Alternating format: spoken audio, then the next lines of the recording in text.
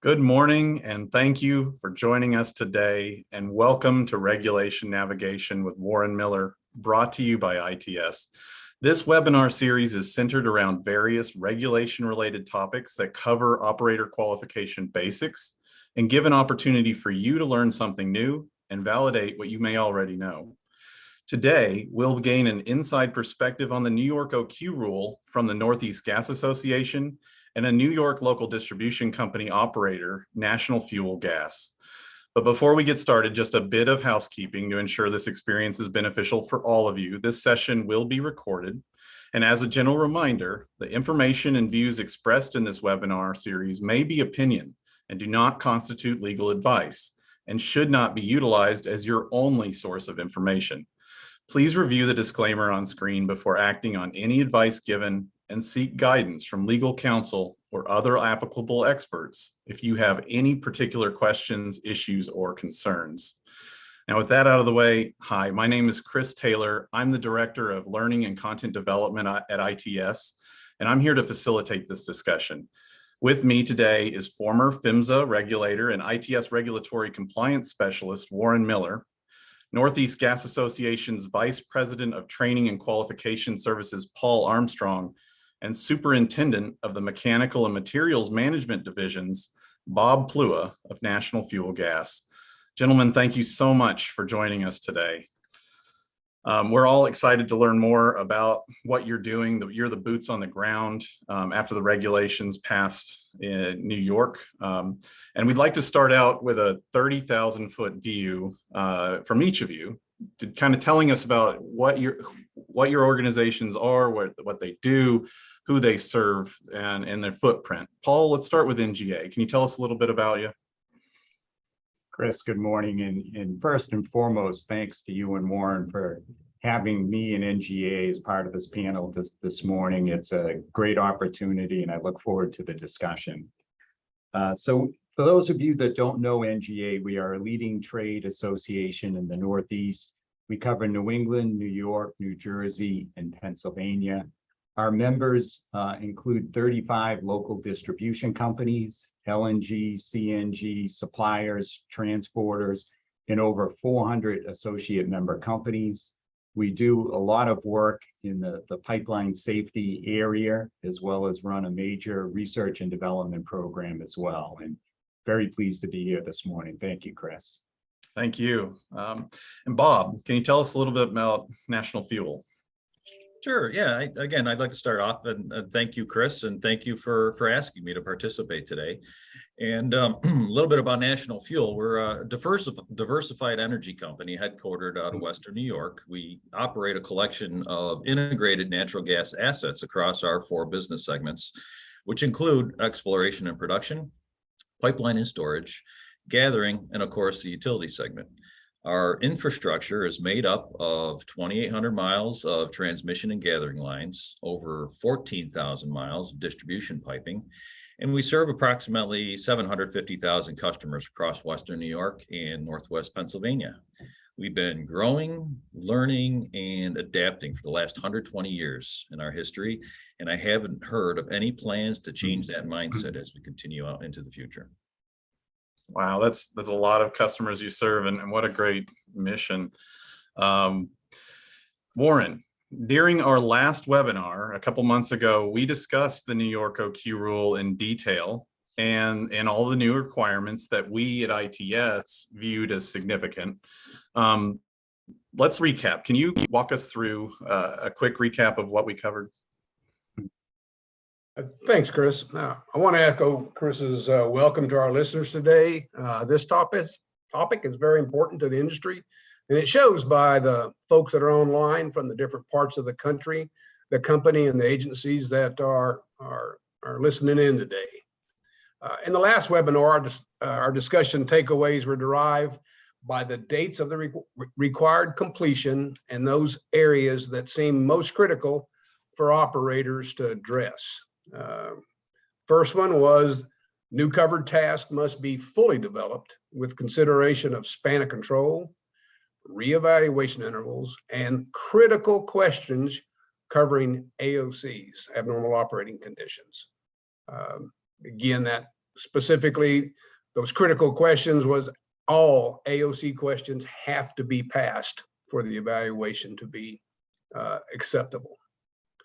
Second was the training requirements. They've got to be established for all of your covered tasks. Evaluation methods may have to be amended to capture the operation of differing equipment and for physical abilities if you don't already have something like that in place. Develop the procedures to measure program effectiveness and gather that information needed to make a measurement by March 18th of 25. Something totally brand new that's not been required in any OQ across the country. Program effectiveness. And then the last one was ensure that adequate evaluations are performed and performed at least 48 hours after the last documented training. So this is the first time that somebody has put you've got to let them cool off 2 days before actually performing those evaluations. Gentlemen, of these areas, which would you view the most significant change to your organization? Paul, I'll start with you first. Thanks, Warren. And, I'll say that I think you did a great job capturing some of the more important aspects here. From my perspective, I'll touch on some of the more complex and challenging items. First off, the revised definition of a covered task. So we're essentially going from a 4-part test to a 2-part test. And, if that operation impacts the safety or integrity of the system, essentially that is a covered task. So this change in definition has prompted a review by operators, and clearly this will expand the overall scope of operator qualification. The second area I'll touch on are evaluation methods, and more specifically, the expanded use of performance evaluations. For the operators in the Northeast, this has prompted significant development work in terms of developing performance evaluations where we didn't have them before, and in implementing those performance evaluations. So that'll be a big aspect of our work going forward in the Northeast. The third item I'll touch on is the 100% pass rate on AOC questions. So, from that perspective, it's forced us to go back, review the AOCs that we have listed, truly look at the definition of an AOC, as well as our assessment methods, and incorporating new assessment methods within our program. The last area I'll touch on is training requirements, as well as documentation of training. So generally speaking, I'd say most operators are in pretty good shape in terms of their training requirements. Most operators have pretty well-defined progression programs, which lend themselves very well to this rule. I think a bit more work needs to be done with the contractor community in terms of defining the training requirements, and then especially the documentation of training. So those are the areas that jumped out at me, Warren, as being some of the bigger challenges for operators moving forward. Thank you, Paul. I appreciate that. Bob, what would you like to tell us about?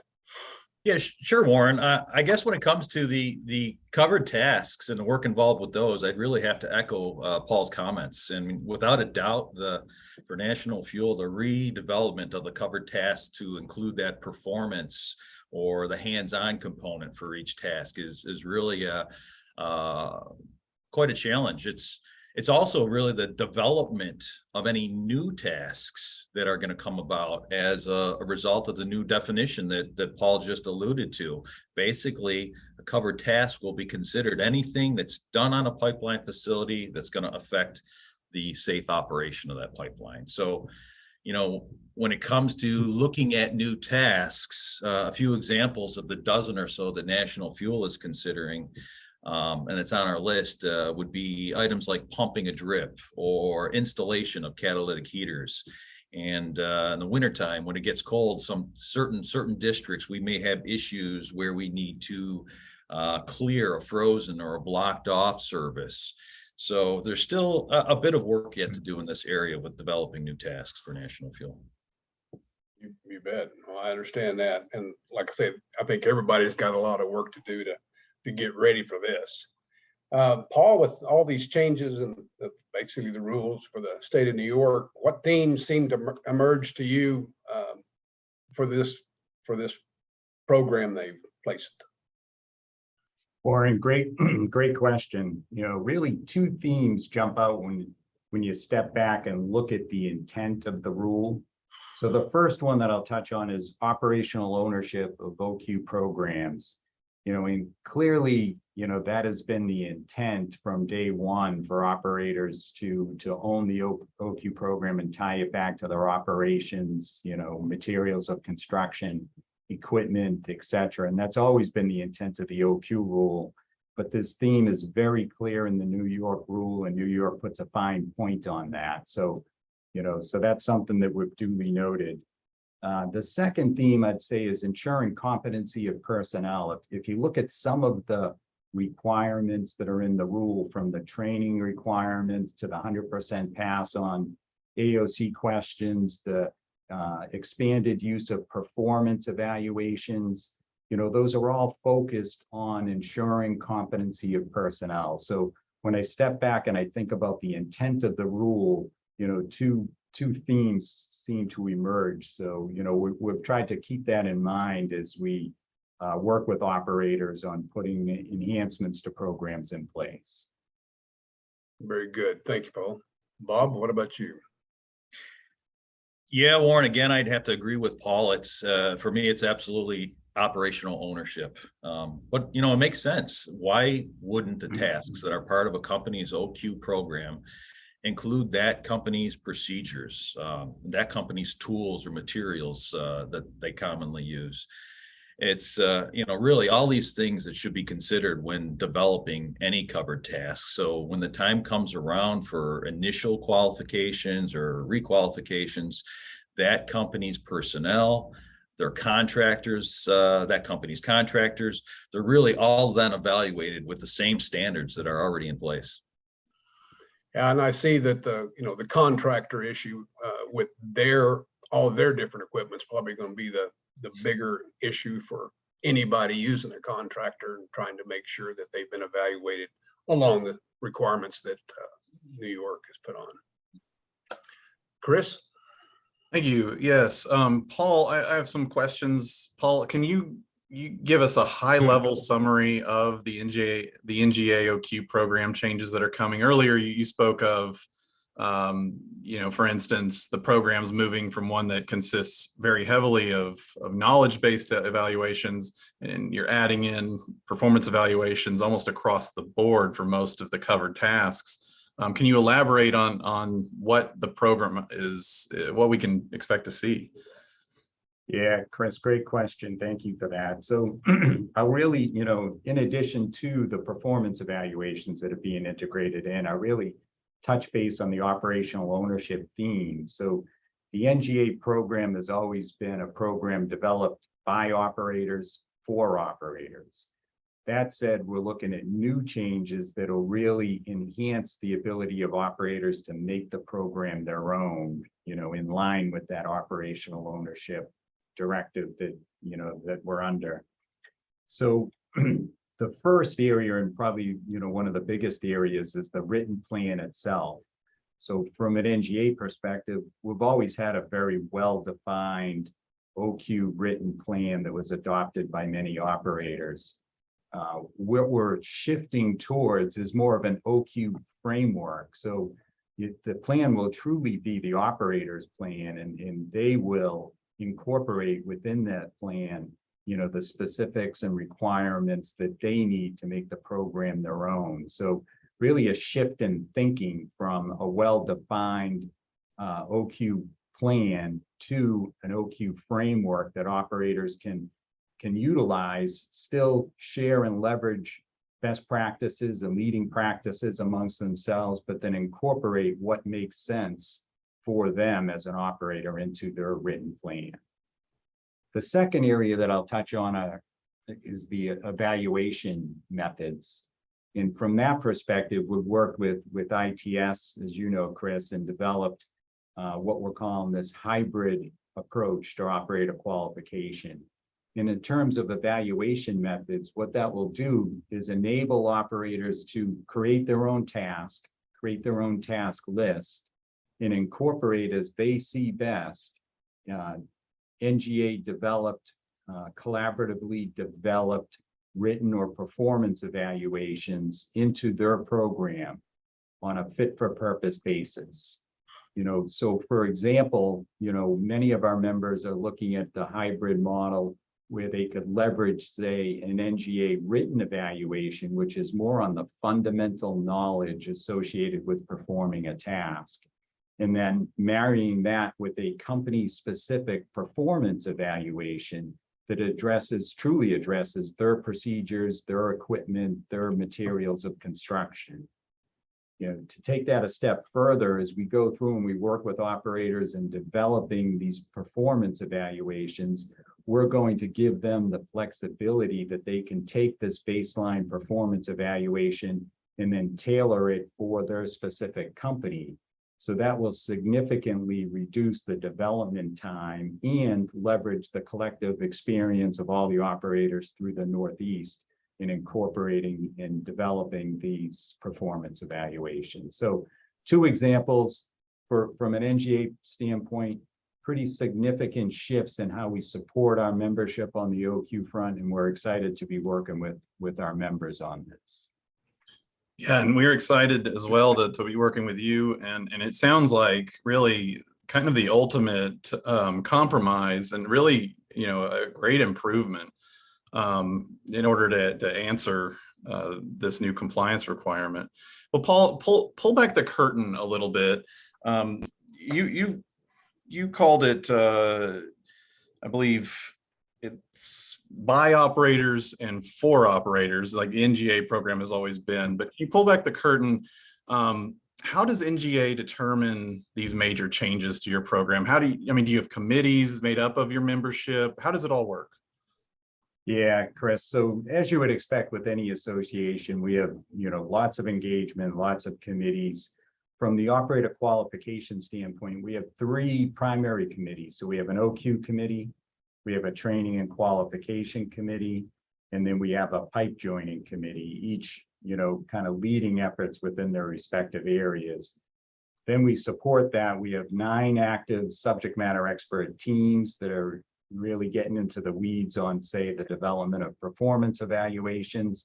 And then we have steering committees, one for, say, the written plan and another for performance evaluations that are really plugged into those aspects and, roll up your sleeves, get the work done type of committees from that standpoint. So lots of participation from membership, lots of engagement, but really working through our committee structure to recommend and adopt these changes. Well, let's kind of drill into one of those. What's gone into the creation of the performance evaluations? Can you talk about that committee and their work and what we can expect with those performance evaluations? Sure, Chris, absolutely. So for the performance evaluations, so we've got the OQ committee, we've got a steering committee for performance evaluations, and then we have tasks with associated subject matter expert teams. But our development process, it's actually a fairly comprehensive process. So we began with a consultant drafting what I call a straw man performance evaluation. So, here's what we think is a good draft to start with. We brought that to the subject matter expert teams. They critiqued it, reviewed it, tore it apart, and really came up with the first version, this first draft of a performance evaluation. But we wanted to get some real world feedback. So then we'd move to what we're calling a beta test process. So we'd actually get that out in the field, would bring in trainers, supervisors, mechanics that are actually doing the work in the field, evaluators, and really go through kind of a round robin review and soliciting feedback so we can incorporate that and refine the performance evaluation. So we'd bring that back to the subject matter expert team to essentially finalize the draft of the performance evaluation. and then would make that available to operators. So, from the operator ownership standpoint, each operator will then, have direct experience in the development of the evaluation, the beta testing, and then can review and say, okay, well, this is a good fit for me, or we need to tailor this for our operations, and here's the changes that we're going to make. So we feel it's a pretty robust review process, Chris, and it's a bit time consuming and involved, but at the end of the day, we're hoping for some really good results from that. Yeah, it sounds very robust. An investment into, what will essentially be a very important piece, of the future of your program. I also believe you're making some changes to your evaluator program as well. Can you tell us more about that? So, just in speaking in terms of our evaluators, personally, I feel we've always been blessed to have a very strong, capable, experienced group of evaluators that have worked for us. So I also believe we've got good processes in place to develop the evaluators and oversee the evaluators. From the New York rules standpoint, clearly we have some work to do to document the requirements and have the paper trail, if you would, for the evaluators as well as for, individuals performing the work. And as you know, Chris, we've been working with ITS to develop the functionality and capability within the onboard system to give us that paper trail and documentation for the evaluators as well. So that's our big emphasis on that front right now, Chris. Thank you so much for kind of pulling back the curtain, sharing those insights, and to what changes are coming down the pike. Bob, I'd like to talk to you a little bit more about your perspective as an operator. How does National Fuel currently leverage the NGA OQ program, and what does the future hold for NFG? Well, certainly, Chris. So I guess I'll start off with myself and a number of members of my training group. We've all been involved with a number of various committees that Paul had mentioned, the SME teams and some of the subcommittees. Personally, I've been involved with the OQ committee for just over 7 years now. And really during this time, I've witnessed quite a few changes to the NGA OQ plan, at least 3 different revisions in that 7 years or so.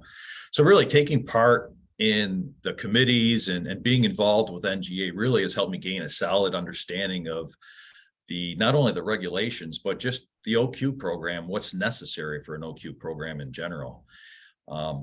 Another thing that's nice and working with a number of different operators on these committees within NGA is a sharing of ideas, or that collaborative effect, if you would, amongst the members. And for instance, what one individual might bring to a table, or an operator might share an idea, others could very well end up using that as a best practice for their organization. So a lot of benefit to that, and just getting minds together to discuss ideas and taking away new thoughts and new practices from that.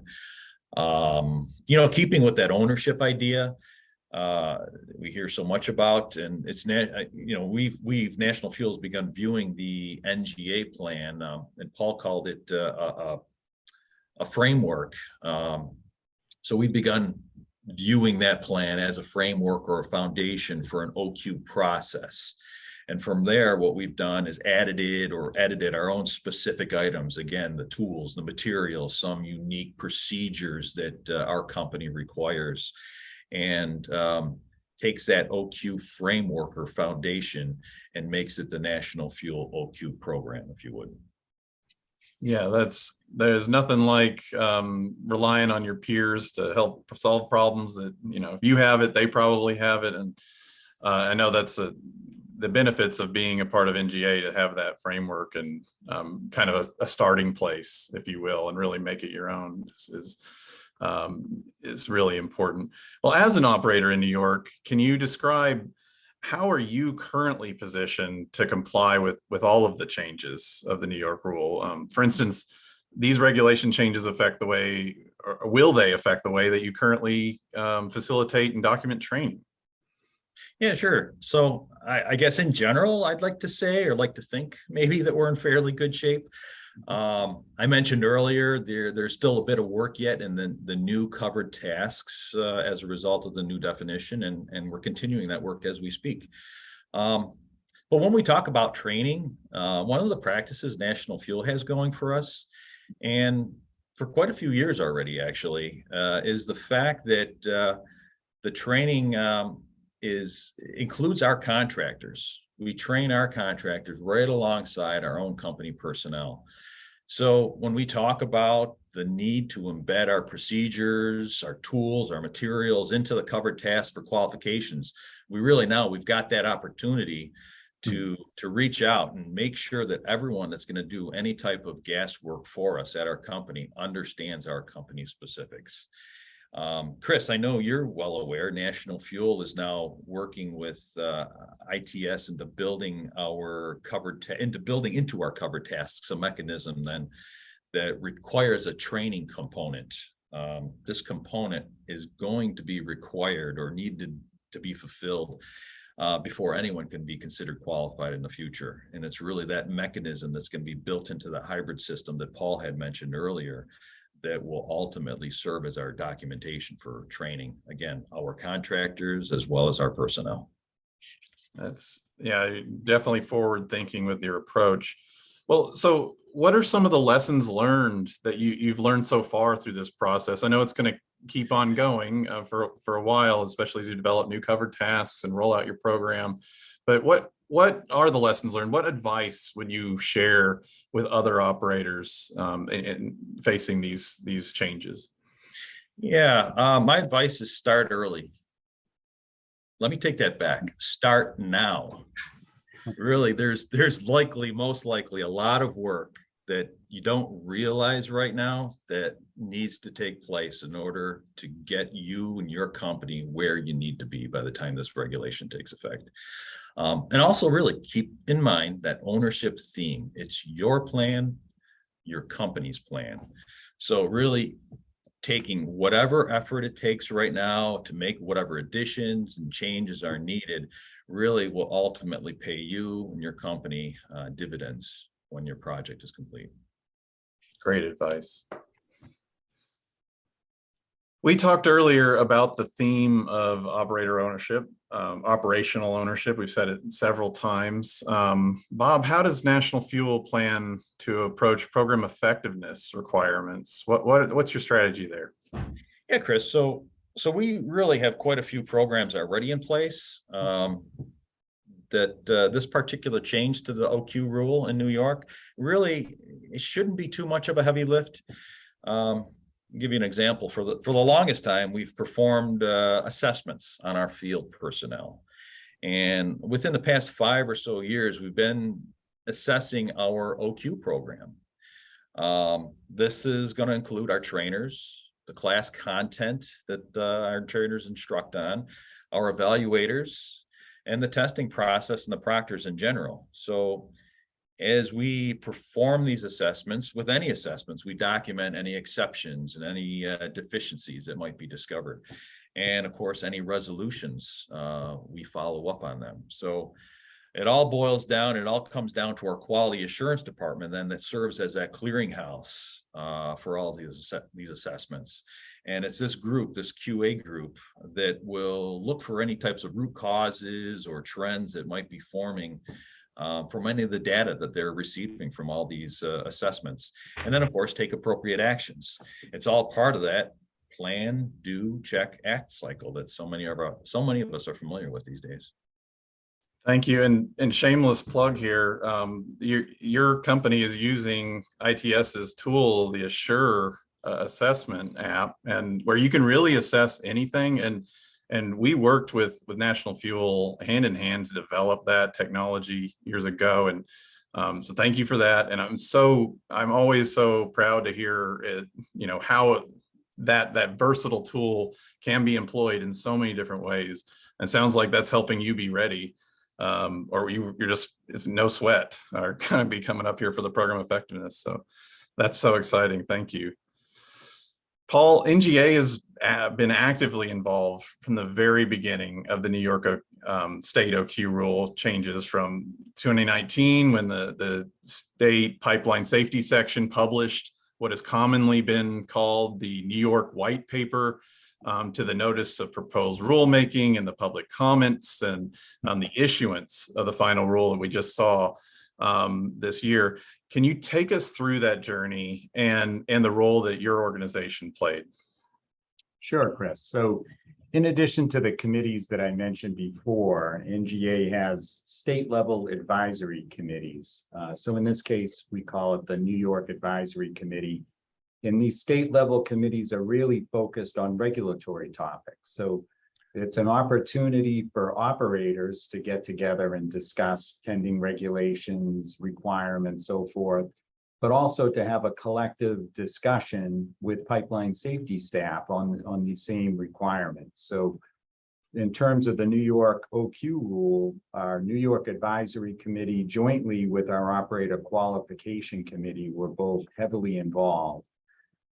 Through those committees, we pulled together joint industry comments on behalf of all of the New York operators for both the white paper as well as both notice of proposed rulemakings. And we also, through the New York Advisory Committee, had an opportunity to have 2 different workshops with pipeline safety staff. And I would have to say they were very open, candid discussions with very productive dialogue, with learnings by both sides, really, talking through the requirements, the intent of the regulations, and different compliance options and strategies that would get us to that same endpoint in terms of achieving, the intended outcomes of enhanced pipeline safety and competency of personnel. So it was really through those 2 committees, Chris, that we worked with our membership to facilitate some of that dialogue that took place there along the way. During the proposed rulemaking, there's that public comment period. In your view, how important is it for industry entities and stakeholders to be engaged in that process and submit public comment? So from my standpoint, Chris, I'd say it's imperative. I mean, that's the opportunity to have this discussion, to provide the feedback, have a good exchange of information and understand, the intent of the rule.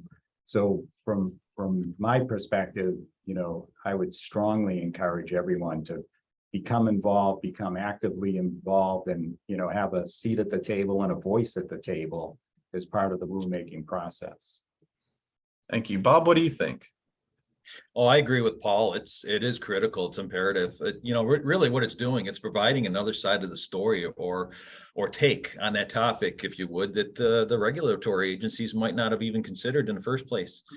And, while I'm certain it's not the goal of any agency to create any negative consequences from a ruling, a stakeholder at least now has that opportunity to describe in detail any implications that that ruling might have on their particular operation. And really what it comes down to, it's only through this type of communication that any of these unintended effects have a chance of really getting worked out or ironed out ahead of time. It makes sense. Paul, from all the rulemaking process, what were lessons learned? So Chris, I'd say I'd have to, I learned a lot, and I always do, from one of my very wise colleagues who always advises me not to look at the words, on the paper, but the intent, really focus on the intent of what the rule is going after. In this case, competency of personnel. And when you get to the intent, that's usually where you find common ground and alignment with state regulators and working towards that common goal. So that's always a good place to start from. It's a lesson that I've learned and try to incorporate in, any of the regulatory dealings that I have, Chris. Thank you. That sounds wise. Paul, do you know if any other state regulators in your region are looking at similar initiatives compared to New York? So, Chris, we know that Connecticut has underway an informal rulemaking process, pretty broad, comprehensive rules that are being proposed in Connecticut, inclusive of OQ. We believe that the requirements around operator qualification will be very similar to what we're seeing today in New York. And I imagine at some point in the future that'll go from more of an informal to a formal rulemaking process. So we expect that to happen. And I guess time will tell if other states in the Northeast follow suit. Thank you. Well, Warren, Paul, and Bob, thank you so much for your time today, sharing your experience going through the New York OQ rule and how your organizations are moving to comply. And to you, our audience, thank you for being here with us. If you have questions or concerns about your own OQ plan and programs, Warren Miller and our ITS team offer a range of consulting services. We've been hearing from you, and thank you for reaching out. Keep that up. If you haven't heard, our team at ITS will be in Nashville, Tennessee this fall, October 4th and 5th, as we host our 2022 ITS User Conference. We're back in person this year. We're really excited about it. Registration's available. You can sign up on our website at itstraining.com/conference. If you haven't, also, we have a next webinar in this regulation navigation series slated for November 9th. That's a Wednesday. That registration is also available on our website at its-training.com/regnav. With that out of the way, again, gentlemen, thank you so much for sharing what you're doing, giving us that glimpse of the boots on the ground. And we hope everyone got some value out of this. Please reach out to us. We'll be sending an email kind of recapping some of the greater points of the sessions, and we hope to see you next time. So everyone stay safe and be well. Thank you.